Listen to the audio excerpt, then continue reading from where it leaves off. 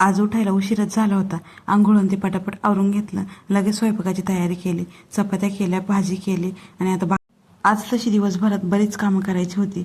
पण त्याआधी मला हे फ्रीज साफ करून घ्यायचं होतं.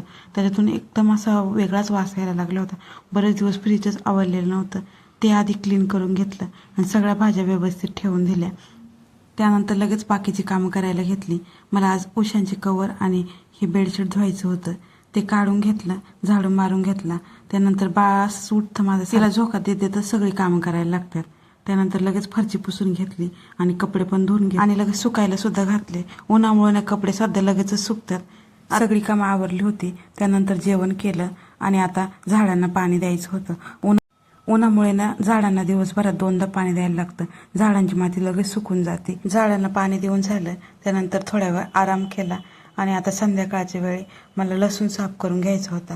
ह्या लसणामुळे ना घरात एवढी सारी घाण होती ना, काय करणार. म्हटलं याला आज व्यवस्थित स्वच्छ करूनच ठेवून द्यावा. सगळा कचरा भरून घेतला. त्यानंतर कपडे सुद्धा सुकले होते, लगेच त्याच्या घड्या मारून ठेवून दिल्या. असा होता आजचा दिवस. चला भेटून नेक्स्ट व्हिडिओमध्ये. तोपर्यंत बाय बाय.